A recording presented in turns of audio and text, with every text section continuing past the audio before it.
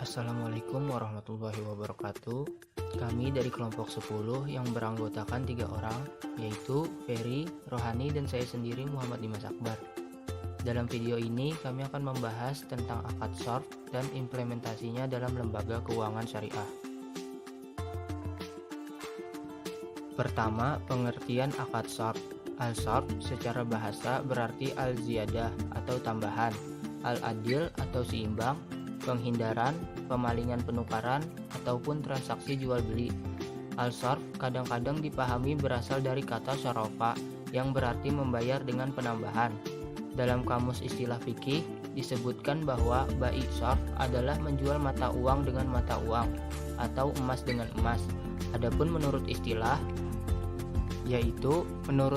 fikih, al-shorf adalah jual beli antar barang sejenis atau antar barang tidak sejenis secara tunai, seperti memperjualbelikan emas dengan emas atau emas dengan perak, baik berupa perhiasan maupun mata uang, atau seperti praktek jual beli antar valuta asing atau penukaran antar mata uang sejenis. Menurut Heri Sudarsono, shorf adalah perjanjian jual beli suatu valuta dengan valuta lainnya. Transaksi jual beli mata uang asing dapat dilakukan baik dengan sesama mata uang yang sejenis, misalnya rupiah dengan rupiah, maupun yang tidak sejenis, misalnya rupiah dengan dolar atau sebaliknya. Menurut tim pengembangan Institut Bankir Indonesia, shorf adalah jasa yang diberikan oleh bank kepada nasabahnya untuk melakukan transaksi valuta asing menurut prinsip-prinsip shorf yang dibenarkan secara syariah. Adapun menurut ulama fikih, shorf adalah sebagai memperjualbelikan uang dengan uang yang sejenis maupun tidak sejenis. Dari beberapa definisi al-shorf di atas, maka dapat ditarik kesimpulan bahwa al-shorf merupakan suatu perjanjian jual beli suatu valuta dengan valuta lainnya, transaksi jual beli mata uang asing yang sejenis, misalnya rupiah dengan rupiah, maupun tidak sejenis, misalnya rupiah dengan dolar atau sebaliknya. Dalam literatur klasik ditemukan dalam bentuk jual beli dinar dengan dinar, dirham dengan dirham, atau dirham dengan dinar. Tukar menukar seperti ini dalam hukum Islam termasuk salah satu cara jual beli, dan dalam hukum perdata barat disebut barter. Kedua, dasar hukum akad shorf. Adapun dasar hukum tentang akad shorf yaitu dalam surah Al-Baqarah ayat 275, hadis riwayat Muslim nomor 1587 dan nomor 4851.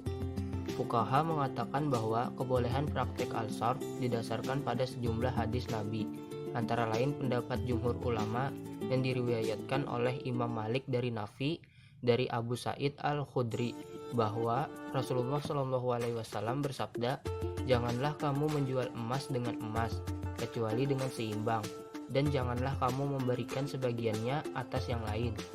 Janganlah kamu menjual perak dengan perak kecuali dengan seimbang, dan janganlah kamu memberikan sebagiannya atas yang lain. Janganlah kamu menjual daripadanya sesuatu yang tidak ada dengan sesuatu yang tunai atau ada." Yang selanjutnya C. Rukun dan syarat akad shorf. Rukun al-shorf ada 5 rukun, yaitu pertama penjual, kedua pembeli, ketiga mata uang yang diperjualbelikan, yang keempat nilai tukar, dan yang kelima ijab kabul. Syarat al-shorf. Dalam al-shorf ada beberapa syarat jual beli dalam arti khusus, yaitu yang pertama serah terima sebelum iftirak atau berpisah. Maksudnya yaitu transaksi tukar menukar dilakukan sebelum kedua belah pihak berpisah. Hal ini berlaku pada penukaran mata uang yang berjenis sama maupun yang berbeda. Oleh karena itu, kedua belah pihak harus melakukan serah terima sebelum keduanya berpisah meninggalkan tempat transaksi, dan tidak boleh menunda pembayaran salah satu antara keduanya. Apabila persyaratan ini tidak dipenuhi, maka jelas hukumnya al-tamatsu atau sama rata. Pertukaran uang yang dinilainya tidak sama rata maka hukumnya haram. Syarat ini berlaku pada penukaran uang yang satu atau sama jenis. Sedangkan pertukaran uang yang jenisnya berbeda maka diperbolehkan.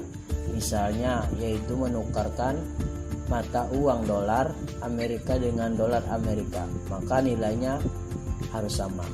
Namun apabila menukar mata uang dolar Amerika dengan rupiah, maka tidak disyaratkan al-tamatsu. Hal ini praktis diperbolehkan mengingat nilai tukar mata uang di masing-masing negara di dunia ini berbeda.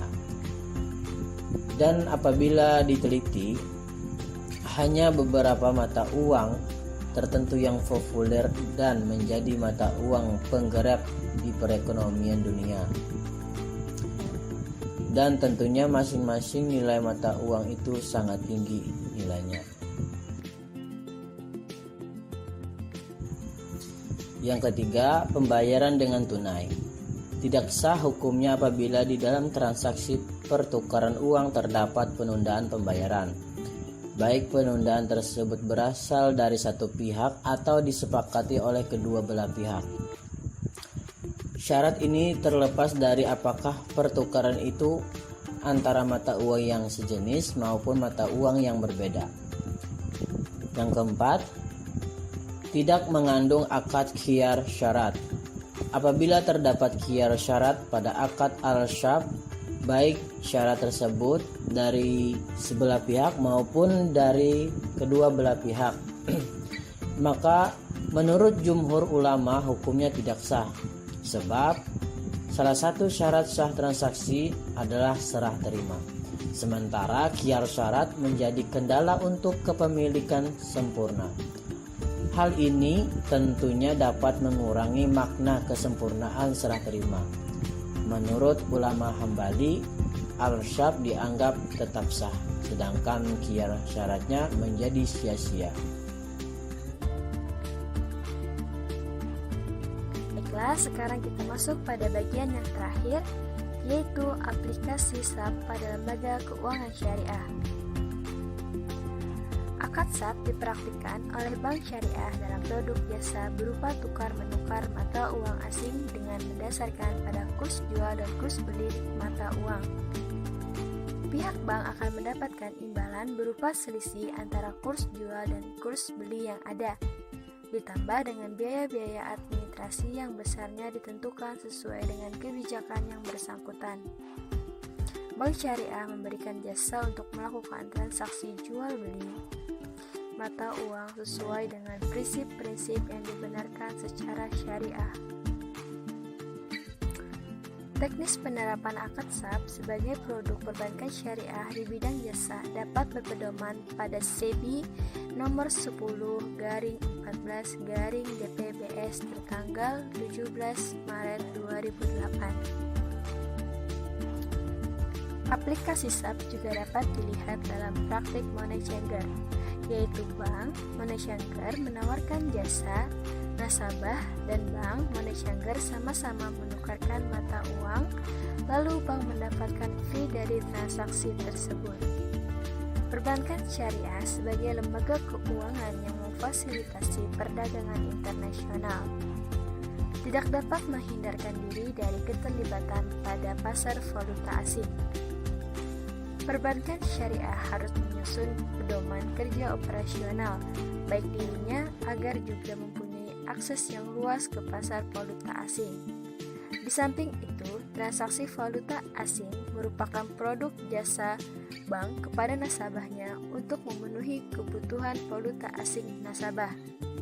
Prinsip SAP dapat diterapkan dengan memenuhi ketentuan-ketentuan yang diperbolehkan tanpa harus terlibat pada mekanisme perdagangan yang bertentangan dengan prinsip-prinsip syariah.